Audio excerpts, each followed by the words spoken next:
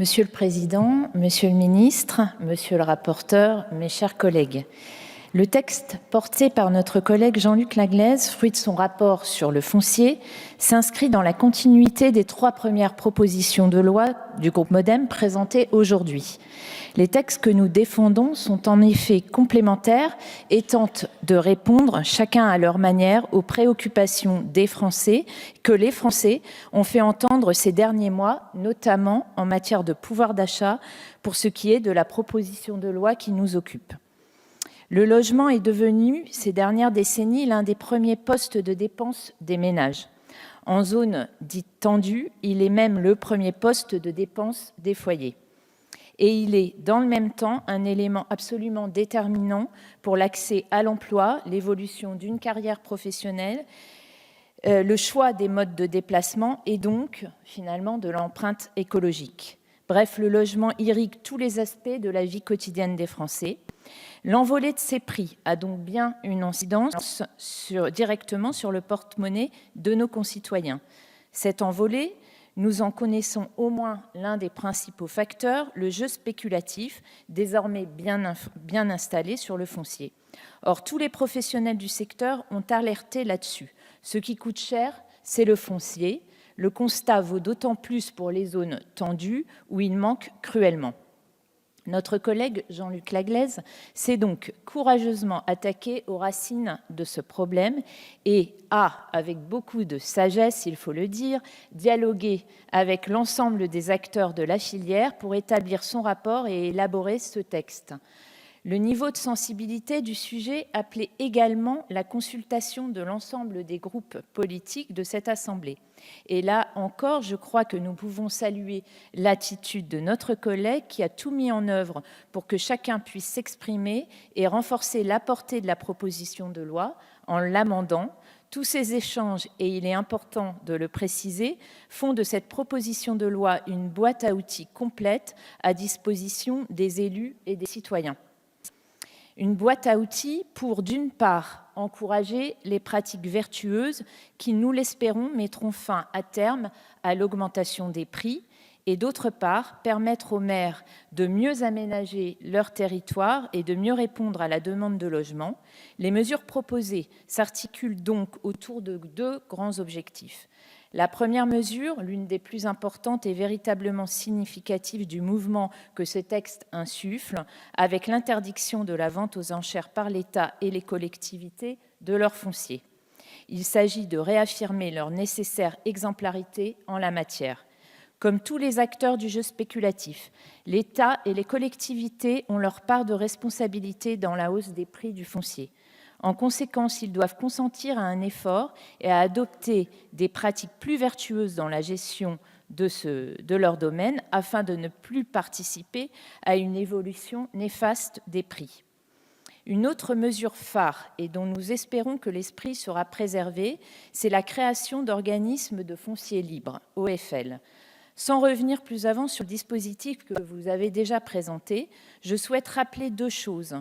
Les futurs OFL, directement inspirés des OFS créés par la loi dite ALUR, sont dans le texte pensés comme étant des outils permettant aux collectivités de décorréler le prix du foncier de celui de la construction et ainsi encourager sur leur foncier, l'accession sociale. Il s'agit là d'une mesure dont nous sommes convaincus qu'elle va dans le bon sens pour tous les acteurs et pour le secteur dans sa globalité. Nous souhaitons donc vivement que l'ordonnance qui créera les baux adaptés aux produits proposés par les futurs OFL soit d'une part élaborée en concertation avec les parlementaires et d'autre part rapidement mise sur pied afin que sa mise en œuvre effective advienne dans la foulée de la promulgation du texte. Nouveaux outils dont nous attendons aussi beaucoup, les futurs observatoires du foncier, créés par l'article 3. Ce seront, nous le pensons, de très bons appuis pour les édiles dans leur mission d'aménagement puisqu'ils fourniront un tableau de bord complet des informations relatives au foncier et au logement sur leur territoire. C'est un outil complètement calibré pour les problématiques de collecte d'informations qui peuvent se poser aux maires dans les zones tendues.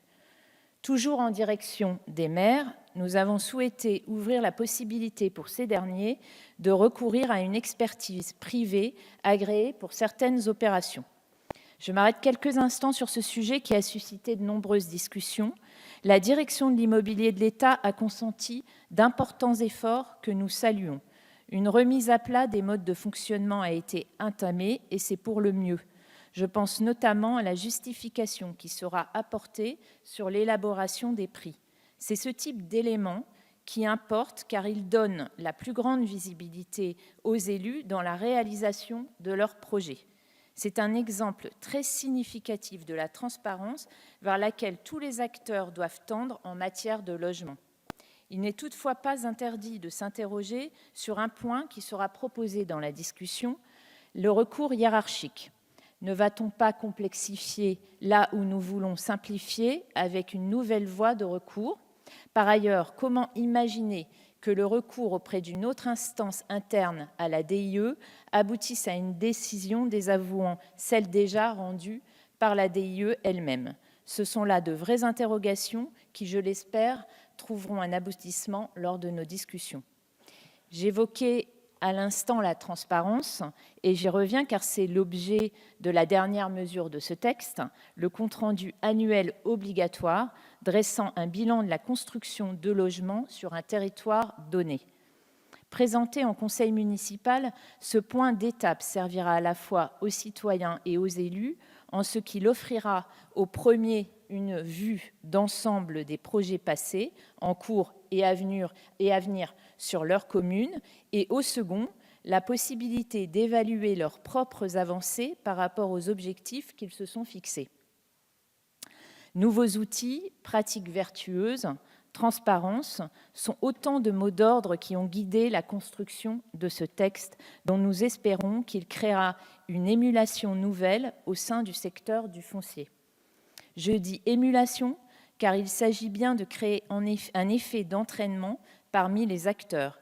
Il s'agit bien de les responsabiliser et d'interroger l'impact de leur attitude sur les prix du foncier et donc du logement.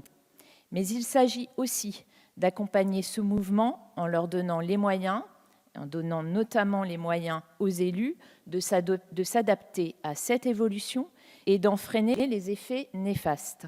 Cette double volonté d'encouragement et d'accompagnement doit permettre in fine de retrouver un certain équilibre et de ne pas laisser le jeu spéculatif l'emporter dans la détermination des prix du logement. Il est impératif que nous puissions œuvrer tous ensemble en ce sens. Je vous remercie.